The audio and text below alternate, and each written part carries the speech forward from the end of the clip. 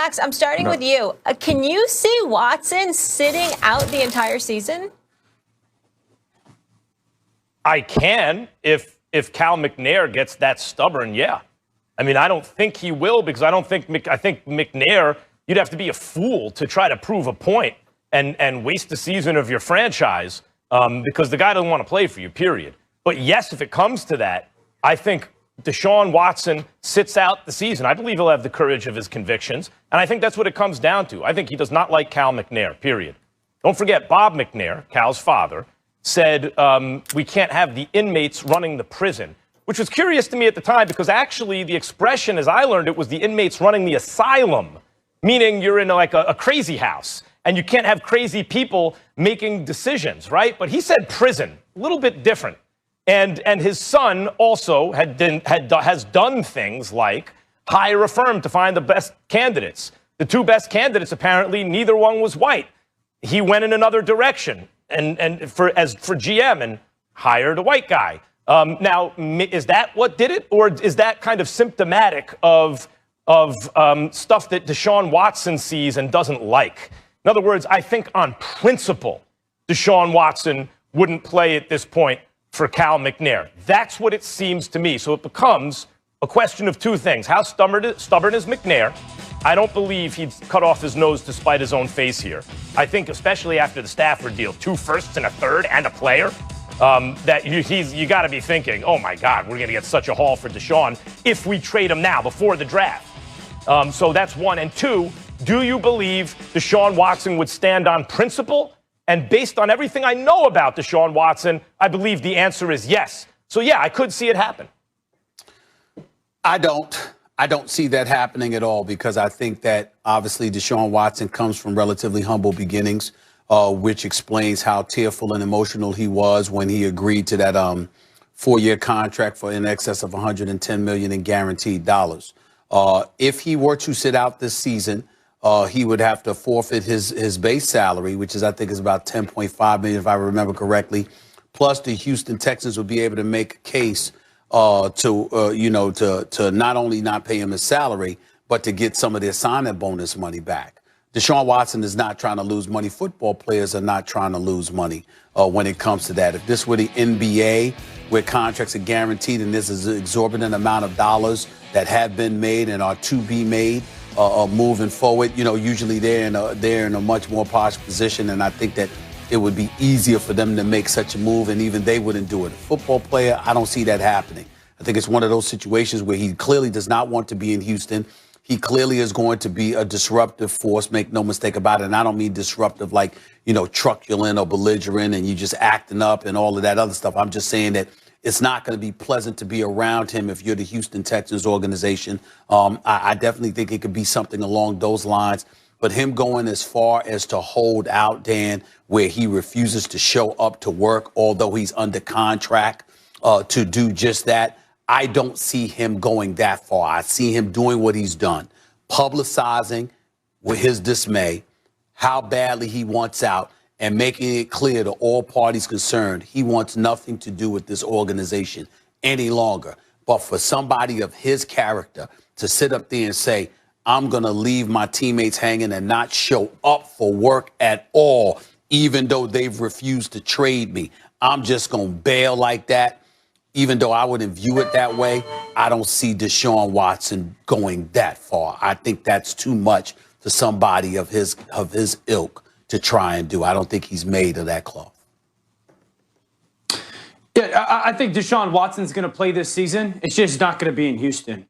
I think there's a greater chance that he doesn't play at all than he does play with the Houston Texans. I just think that at some point this situation resolves it. And so he'll never play another snap for Houston. A couple reasons why. First of all, if you look at the draft this year and you're looking at Houston's options, there's 2 teams in the NFL draft this season that have multiple first-round picks, the Jets and the Miami Dolphins.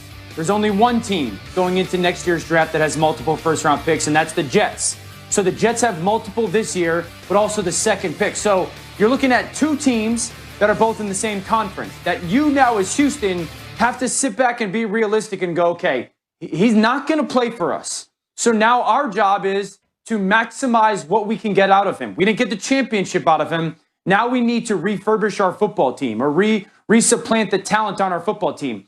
2 teams within our conference, both Miami and the Jets, have 2 first-round picks this year. They also play in the same division, right? So you can, Mike Tannenbaum had this point before, you can pit them against each other. And which one not only wants to get Deshaun Watson, but wants to keep Deshaun Watson from going to a division rival. That's the way that Houston has to look at this. And at some point being realistic and going, okay, we know he doesn't want to play for us. How can we get even more than maybe people think because of those teams, two teams going against each other? The second point would be this.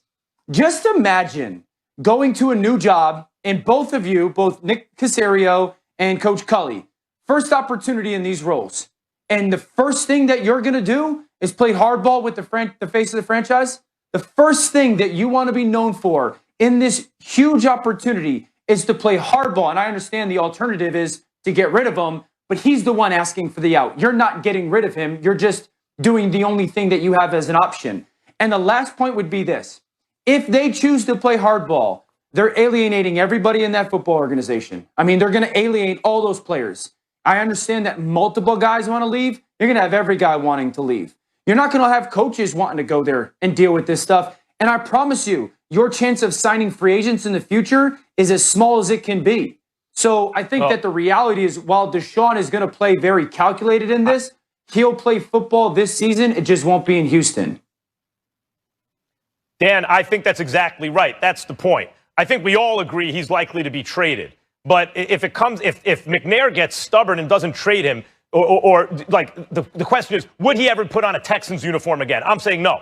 That's over. First of all, Stephen A., to your point, he'll miss a season, that's true, in his prime, age 26, his age 26 season, but he also won't take any punishment and is obviously much less likely to have a career-altering injury, leading his regular life than he is playing NFL football. So he'll enter his age 27 season just better preserved, still in his absolute prime. So the money going forward, he's going to be just fine. In terms of where he winds up, Dan, I think it comes down to not so much who's willing to go where between the Jets and the Dolphins, but how Caserio looks at the potential quarterbacks. Does he look, because the Jets have the number 2 pick overall, at Wilson or Fields or whoever he believes the second best quarterback to Trevor Lawrence is in that draft as better than Tua? Because if he does, it's going to be the Jets. And if he looks at Tua and says, no, that's the guy, it'll be the Dolphins. But based on this Stafford trade, what we know is if it is Tua, it'll be Tua and at least 3 first-round picks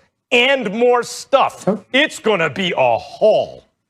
Mr. Dan Orlovsky, listen, if you're gonna give such soliloquies, I mean, if you want to imitate Max Kellerman, why don't you just say so? And the reason I say that to you is because the question that your diatribe that you went off on, I mean, that didn't answer the direct question. Everybody up here believes he's going to be traded, Dan Orlovsky.